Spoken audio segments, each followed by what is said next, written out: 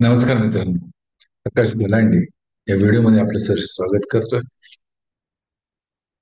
आज आपण चर्चा करतोय साप्ताहिक चालू घडामोडी 26 ऑक्टोबर ते 31 ऑक्टोबर 2025 या सप्ताहातील चालू घडामोडी.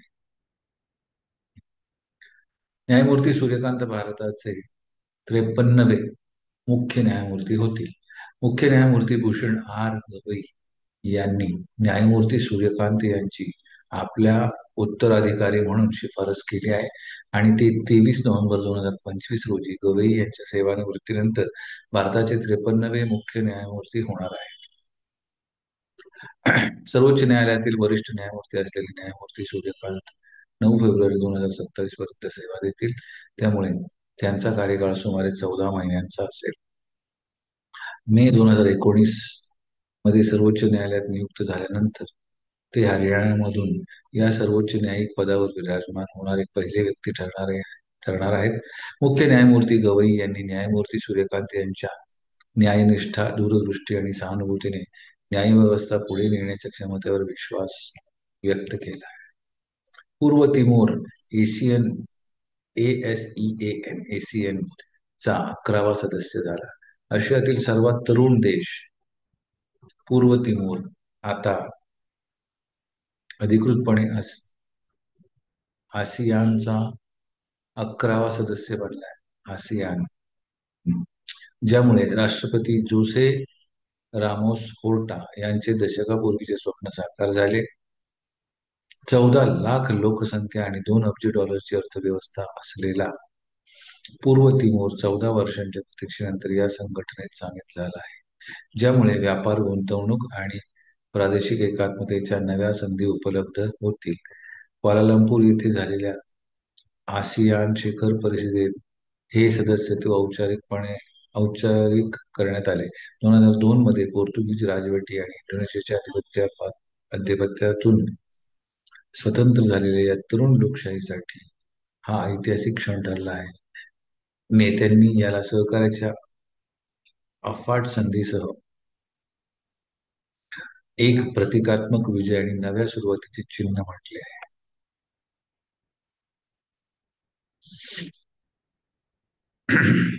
चीनचा CR-450 जगातील सर्वात वेगवान बुलेट ट्रेनचे अनावरण. चीनचा CR-450 हा जगातील सर्वात वेगवान हाय स्पीड ट्रेन असून त्याने 453 किलोमीटर ताशी वेग गाठलाय. तो 2026 मध्ये 400 किलोमीटर ताशी वेगाने व्यावसायिक सेवेत येणार आहे. अत्याधुनिक डिझाईन, ऊर्जा कार्यक्षम तंत्रज्ञान आणि सुरक्षा वैशिष्ट्यांसह ही ट्रेन चीनच्या हाय स्पीड रेल्वे तंत्रज्ञानातील नेतृत्वाला अधिक बळकट करते.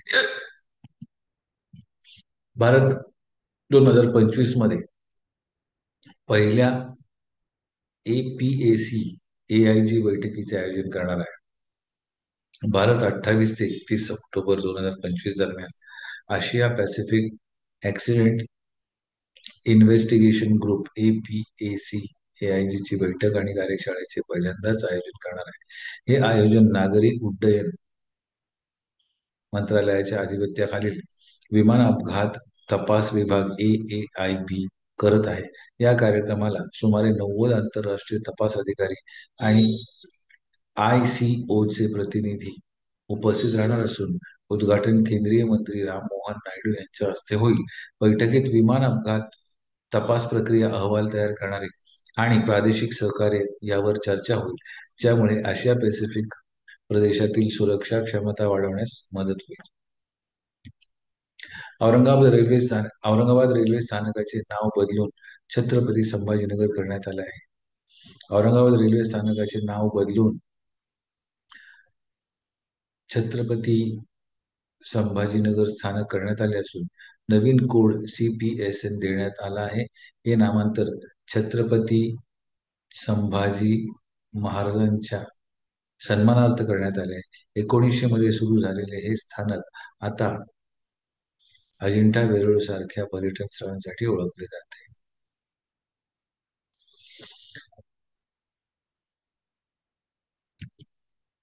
उत्तराखंडमध्ये बाहेरील राज्यांच्या वाहनांवर ग्रीन टॅक्स हरित कर आकारला जाणार आहे. डिसेंबर 2025 पासून उत्तराखंडमध्ये राज्याबाहेरील वाहनांवर ग्रीन टॅक्स लागू होणार आहे. 80 रुपये ते 700 रुपयापर्यंतचा हा कर ANPR कॅमेरे आणि डिजिटल प्रणालीद्वारे आकारला जाईल. याचा उद्देश हिमालयीन पर्यावरणाचे संरक्षण आणि प्रदूषण कमी करणे हा असून ही योजना क्लीन उत्तराखंड मिशनचा भाग आहे. RBI ने हर्बिंगर हर्बिंगर 2025 ग्लोबल हॅकाथॉन सुरू केला आहे. भारतीय रिझर्व्ह बँकेने RBI ने आपला चौथा ग्लोबल हॅकाथॉन हर्बिंगर 2025 इनोव्हेशन ऑफ ट्रान्सफॉर्मेशन सुरू केला आहे, ज्याचा उद्देश ओळख, प्रामाणिकता आणि समावेशकतेद्वारे सुरक्षित बँकिंग प्रोत्साहन देणे हा आहे. या स्पर्धेत सहभागींकडून टोकनाइज्ड KYC, ऑफलाईन CBDC आणि बँकिंगमधील विश्वास वाढवण्यासाठी तंत्रज्ञान आधारित उपाय विकसित करण्याचे आमंत्रण देण्यात आले आहे, ज्यामुळे नवीन, सुरक्षित आणि वापरकर्ता केंद्रित वित्तीय समाधान तयार होतील. या हॅकाथॉनसाठी नोंदणी 23 ऑक्टोबर 2025 पासून सुरू झाली आहे. राष्ट्रीय विज्ञान पुरस्कार 2025 चे विजेते जाहीर झाले आहेत. राष्ट्रीय विज्ञान पुरस्कार 2025 ची घोषणा 26 ऑक्टोबर 2025 रोजी झाली. या पुरस्कारामध्ये विज्ञान रत्न प्राध्यापक जयंत नारळकर, विज्ञान श्री, विज्ञान युवा शांतीस्वरूप भटनागर आणि विज्ञान टीम पुरस्कार CSIR अरोमा मिशन यांचा समावेश आहे. हे पुरस्कार 13 वैज्ञानिक क्षेत्रातील संशोधन व नवोन्मेष प्रोत्साहनासाठी दिले जातात. INS सुतलजने 18वे संयुक्त जल सर्वेक्षण पूर्ण केले आहे. INS सतलज येते ऍक्च्युली. INS सतलजने मॉरिशस हायड्रोग्राफिक सर्व्हिसेस सोबत 35,000 चौरस सागरी मैलांचे 18वे संयुक्त जल सर्वेक्षण पूर्ण केले. या मोहिमेत समुद्री नकाशे, ब्ल्यू इकॉनॉमी, EEZ देखरेख आणि चाचेगिरी विरुद्ध गस्त यांचा समावेश होता. ही मोहीम भारत मॉरिशसच्या सागरी भागीदारी आणि प्रादेशिक सुरक्षेचे प्रतीक ठरली. भारत स्पेनच्या ओशन स्काय 2025 या मोहिमेत सहभागी होणारा पहिला नॉन नाटो देश बनला आहे. भारतीय वायुदलाने स्पेनच्या ओशन स्काय 2025 सरावात सहभागी होऊन पहिला नॉन नाटो देश म्हणून इतिहास रचला. या सरावामुळे भारताची संचलन क्षमता, संरक्षण सहकार्य आणि आंतरराष्ट्रीय कूटनीती मजबूत झाली आहे. तसेच एअरबस C-295 विमानांच्या समावेशाने भारताच्या हवाई मोहिमा आणि आपत्ती प्रतिसाद क्षमता वाढली आहे. दक्षिण पूर्व आशियातील फुटबॉलला प्रोत्साहन देण्यासाठी फिफाने आसियान कप सुरू केला आहे. फिफा आणि आसियान यांच्या सहकार्याने फिफा आसियान कप सुरू करण्यात आला आहे, ज्याचा उद्देश दक्षिण पूर्व आशियातील फुटबॉलचा विकास करणे आहे. या स्पर्धेत सर्व आसियान सदस्य देशांचे राष्ट्रीय संघ सहभागी होतील.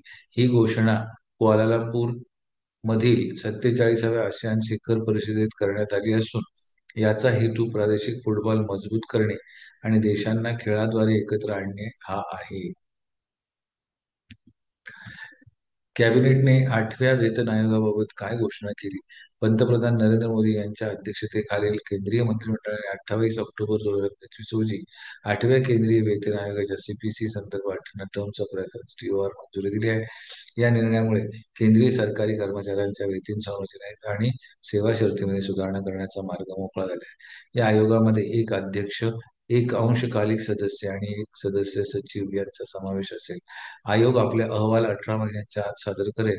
शिफारसी करताना आयोग आर्थिक परिस्थिती, वित्तीय शिस्त, निवृत्ती वेतन देयक, राज्यांच्या अर्थसंकल्पावर होणारा परिणाम आणि केंद्रीय सार्वजनिक क्षेत्रातील उपक्रम तसेच खाजगी क्षेत्राची तुलना अशा विविध घटकांचा विचार करेल. केंद्रीय गृहमंत्री अमित शहा यांनी भारत मेरीटाईम आठवड्याचे उद्घाटन केले. केंद्रीय गृहमंत्री अमित शहा यांनी मुंबईत इंडिया मेरीटाईम वीक 2025 चे उद्घाटन केले. या कार्यक्रमाचा उद्देश भारताच्या समुद्री दृष्टिकोनातील सुरक्षा, स्थैर्य आणि आत्मनिर्भरता यांना बळकटी देणे आहे. या कार्यक्रमात 85 देश आणि 500 प्रदर्शक सहभागी झाले. मुख्यमंत्री देवेंद्र फडणवीस यांनी वधवण बंदर भारतातील सर्वात मोठे बंदर म्हणून विकसित करण्याची घोषणा केली. सिंधू या जहाजाने बॅरन बेटाकडे ऐतिहासिक प्रवासाची सुरुवात केली. सिंधू या प्रवासी जहाजाने भारतातील एकमेव सक्रिय ज्वालामुखी असलेल्या बॅरन बेटावर आपला पहिला ऐतिहासिक प्रवास पूर्ण केला. या प्रवासात 500 प्रवासी, त्यापैकी 125 विद्यार्थी सहभागी झाले होते, ज्यामुळे अंदमानच्या सागरी पर्यटनात एक नवा मैलाचा दगड प्रस्थापित झाला. मुख्य सचिव डॉक्टर चंद्रभूषण कुमार यांनी या प्रवासाला हिरवा झेंडा दाखवला. प्रवाशांना ज्वालामुखीचा लाल उजेड आणि सूर्योदयाचे दृश्य पाहण्याची संधी मिळाली. तसेच जहाजावरील सुविधा, कर्मचारी आणि अन्नाबद्दल प्रशंसा व्यक्त करण्यात आली. पोर्ट ब्लेअर पासून 140 किलोमीटर अंतरावर असलेले बॅरन बेट भारतीय आणि बर्मी टेक्टॉनिक प्लेटच्या सीमेवर स्थित आहे. सिंधू जहाजात 4 प्रकारच्या निवासाच्या सुविधा आहेत आणि पर्यटन वाढवण्यासाठी तसेच स्थानिकांना बेटाच्या नैसर्गिक वारशाशी जोडण्यासाठी दर महिन्याला 2 प्रवास आयोजित करण्याची योजना आहे.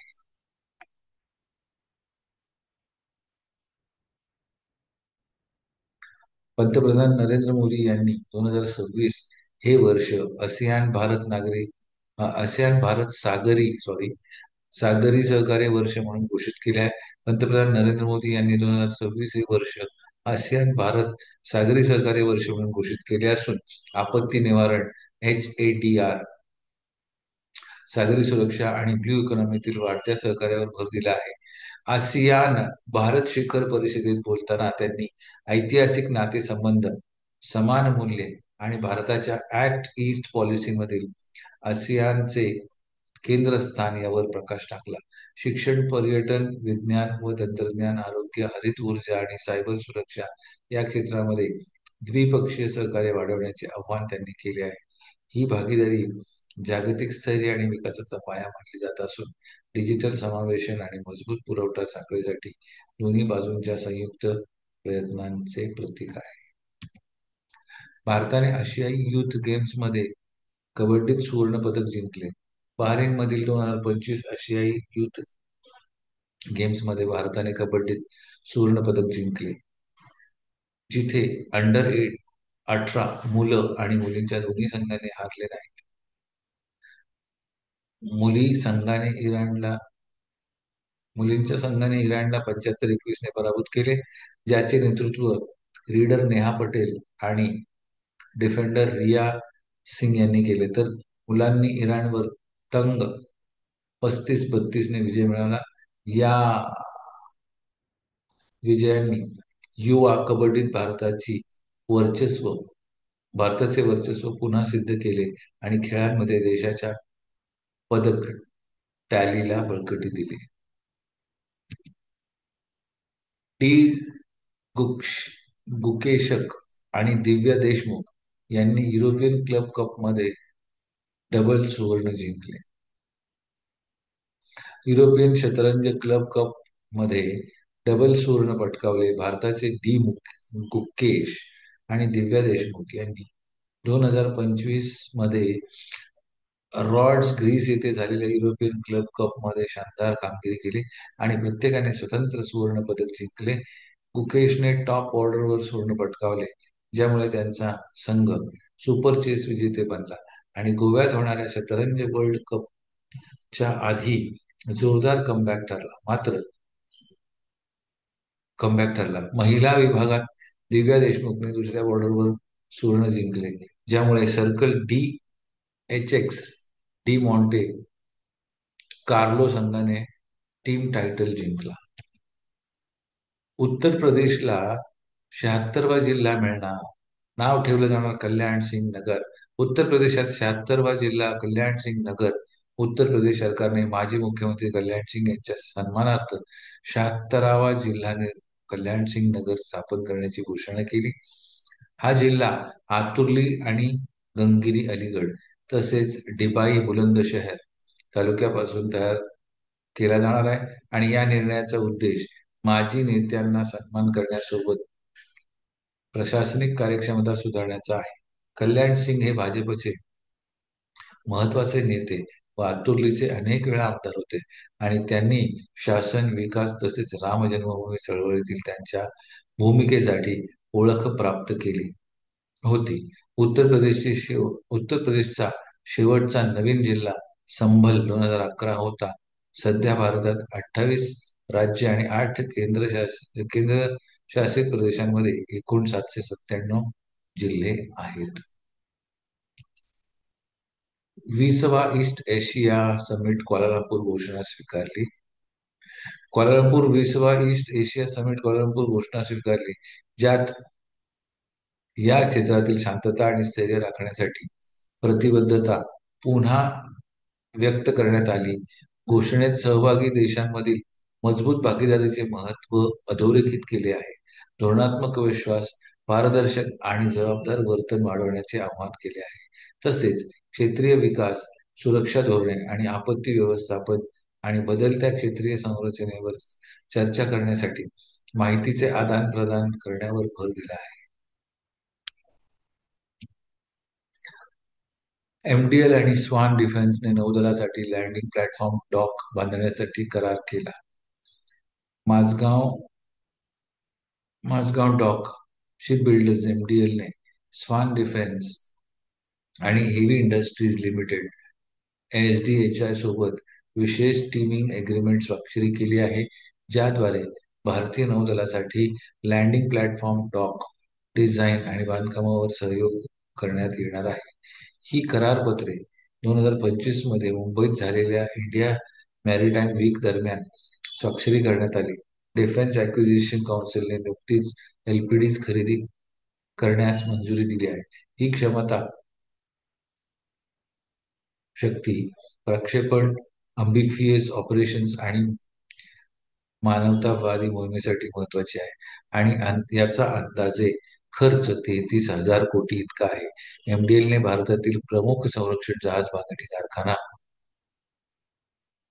एमडीएल ही भारतातील प्रमुख संरक्षण जहाज बांधणी कारखाना आहे, तर एसडीएचआय हा देशातील सर्वात मोठा जहाज बांधणी आणि हेवी फॅब्रिकेशन कंपनी आहे. राष्ट्राध्यक्ष मुर्मू राफेल जेटमध्ये उड्डाण करणाऱ्या पहिल्या राष्ट्राध्यक्षा बनल्या. भारतासाठी ऐतिहासिक पहिल्यांदाच राष्ट्राध्यक्ष द्रौपदी मुर्मू यांनी 29 ऑक्टोबर 2025 रोजी अंबाला हवाई अंबाला हवाई दल स्थानकातून राफेल फायटर जेटमध्ये उड्डाण केले आणि या प्रकारे त्या भारताच्या राष्ट्राध्यक्ष म्हणून राफेलमध्ये उड्डाण करणाऱ्या पहिल्या व्यक्ती बनल्या. 2023 मध्ये त्यांनी सुखोई SU-30 MKI मध्ये उड्डाण केले होते. हे त्यांचे दुसरे उड्डाण होते. हा 30 मिनिटांचा उड्डाण group captain Amit Gehani 17 squadron golden ऑरेसिस यांनी पायलट आणि केला, ज्याने सशस्त्र दलांचा सर्वोच्च कमांडर म्हणून त्यांची भूमिका पुन्हा अधोरेखित केली आणि नागरिक लष्करी समरसतेचे प्रतीक सादर केले. या उड्डाणाने भारताच्या हवाई संरक्षण क्षमतांना पाठिंबा दर्शवला आणि राष्ट्रीय संरक्षण मनोबल वाढवले. आजची प्रश्नमंजुषा. पहिला प्रश्न, अडॅप्टेशन गॅप रिपोर्ट 2025 शीर्षकाचा अहवाल कोणत्या संस्थेने प्रसिद्ध केला, ज्यात विकसशील देशांसाठी अडॅप्टेशन फायनान्स गॅप वाढत असल्याचा इशारा दिलाय? उत्तर आहे संयुक्त राष्ट्र पर्यावरण कार्यक्रम UNEP. भारताच्या कोणत्या राज्याने हिमालयीन परिसंस्थेतील प्रदूषण कमी करण्यासाठी 1 डिसेंबर पासून बाहेरच्या राज्यातील वाहनांवर ग्रीन टॅक्स लागू करण्याचे नियोजन केले आहे? उत्तर आहे उत्तराखंड. अर्थव्यवस्था विभागाने नोंदवले की भारतात सोने दर भाव वाढले कारण जागतिक सोन्याच्या बाजारात अलीकडील फेडरल रिझर्व्ह बैठकीवर प्रतिक्रिया दिसली. कोणत्या मालमत्ता वर्गाचा उल्लेख केला गेला? उत्तर आहे सोने. 24 ऑक्टोबर 2025 रोजी संयुक्त राष्ट्राने आपला 80वा वर्धापन दिन साजरा केला. ते कोणत्या वर्षी स्थापन झाले? उत्तर आहे 1945. बँकिंग कायदे संशोधन अधिनियम 2025 चे नामनिर्देशन तरतुदी कोणत्या तारखेपासून लागू होतील? उत्तर आहे 1 जानेवारी 2026. भारताने सुरू केलेल्या संरक्षण सराव एक्सरसाइज त्रिशूल 2025 मध्ये गुजरात आणि राजस्थानमध्ये सर्व 3 सेवा सहभागी होत्या, ज्याचा मुख्य फोकस कोणत्या क्षेत्रावर होता? त्रिसेवा सामुद्रिक आणि भौगोलिक संयुक्त ऑपरेशन्स. 7वा प्रश्न आहे, कोणत्या भारतीय राज्याने आपला 76वा जिल्हा कल्याण सिंग नगर म्हणून स्थापन करण्याची घोषणा केली? मित्रांनो, या प्रश्नाचं उत्तर तुम्ही कॉमेंट बॉक्समध्ये जरूर द्यायचं आहे. ठीक आहे. आजच्या या सदरामध्ये इतकंच. पुन्हा भेटूया पुढील सप्ताहाच्या पुढील सदरामध्ये. तोपर्यंत पाहत राहा बीएडकेचा युट्यूब चॅनल. धन्यवाद.